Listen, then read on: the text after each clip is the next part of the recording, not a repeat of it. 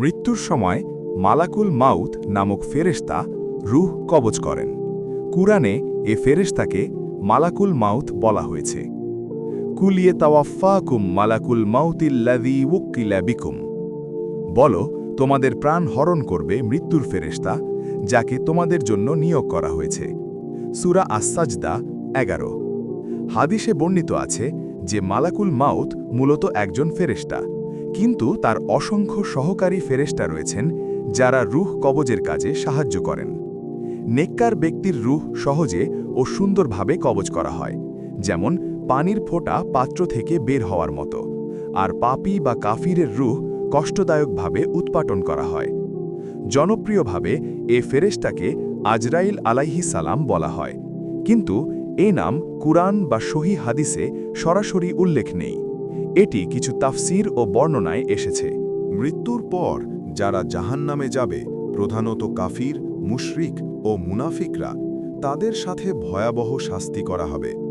কুরআন ও হাদিসে এর বিস্তারিত বর্ণনা রয়েছে। এখানে সংক্ষেপে তা তুলে ধরা হল। জাহান্নামের সাধারণ বর্ণনা। জাহান্নামের আগুন অত্যন্ত ভয়ঙ্কর। দুনিয়ার আগুনের চেয়ে ৭০ গুণ বেশি উত্তপ্ত, হাদিসে বর্ণিত। এর ৭টি স্তর বা দরজা রয়েছে। অপরাধের মাত্রা অনুসারে বণ্টন করা হয়। কুরআন 15-43-44। শাস্তি শারীরিক, মানসিক ও আধ্যাত্মিক, চিরস্থায়ী বা সাময়িক। ঈমানদার পাপীদের জন্য সাময়িক, কাফিরদের জন্য চিরকালীন। প্রধান শাস্তিসমূহ কুরআন ও হাদিস থেকে। আগুনে পোড়ানো। চামড়া পুড়ে গেলে নতুন চামড়া দিয়ে আবার পোড়ানো হবে, যাতে যন্ত্রণা বারবার অনুভূত হয়। কুরআন, যারা আমার আয়াত অস্বীকার করে আমি তাদের আগুনে প্রবেশ করাব। প্রত্যেকবার তাদের চামড়া পুড়ে গেলে আমি নতুন চামড়া দিয়ে প্রতিস্থাপন করব, যাতে তারা শাস্তি আস্বাদন করে। সূরা নিসা 56। ফুটন্ত পানি ও পুঁজ পান করানো। গলা পর্যন্ত ফুটন্ত পানি ঢেলে দেওয়া হবে, পুঁজ ও রক্তের মতো নোংরা পানীয়। কুরআন, তার সামনে জাহান্নাম, তাকে পুঁজের পানি পান করানো হবে। সে গলদ্ধকরণ করতে চাইবে কিন্তু পারবে না। মৃত্যু চতুর্দিক থেকে আসবে কিন্তু মরবে না। সূরা ইব্রাহিম 16-17। জাক্কুম গাছের ফল খাওয়ানো। কাঁটাযুক্ত বিষাক্ত ফল, যা পেটে গিয়ে ফুটতে থাকবে। কুরআন, জাক্কুম গাছ জাহান্নামের তলদেশ থেকে উদ্গত হবে। এটি পাপীদের খাদ্য। সূরা দুখান 43-46। শৃঙ্খল ও লোহার হাতকড়ি। টেনে হিচড়ে নেওয়া, ঝুলিয়ে রাখা। কুরআন, আমি কাফিরদের জন্য শৃঙ্খল, হাতকড়ি ও লেলিহান আগুন প্রস্তুত করেছি। সূরা দাহর 4।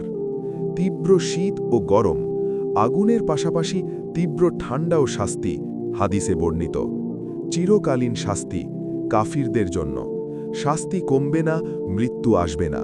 কুরআন, কাফিরদের জন্য জাহান্নামের আগুন, তাদের মৃত্যু দেওয়া হবে না যাতে মরে, শাস্তিও লাঘব করা হবে না।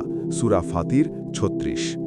ঈমানদার পাপীরা যদি জাহান্নামে যান, অপরাধ অনুসারে সাময়িক শাস্তি ভোগ করে জান্নাতে যাবেন, কিন্তু কাফিরদের শাস্তি চিরস্থায়ী। কুরআন 4-168-69, 33-64-65। এসব বর্ণনা মানুষকে সতর্ক করার জন্য, যাতে তওবা করে আল্লাহর পথে ফিরে আসি। আল্লাহ আমাদের সবাইকে জাহান্নাম থেকে রক্ষা করুন। আমিন। এরকম ইসলামিক ভিডিও আরও দেখতে চাইলে আমাদের চ্যানেলটি সাবস্ক্রাইব করুন, লাইক, কমেন্ট, শেয়ার করুন। ধন্যবাদ। আজকে এই পর্যন্তই।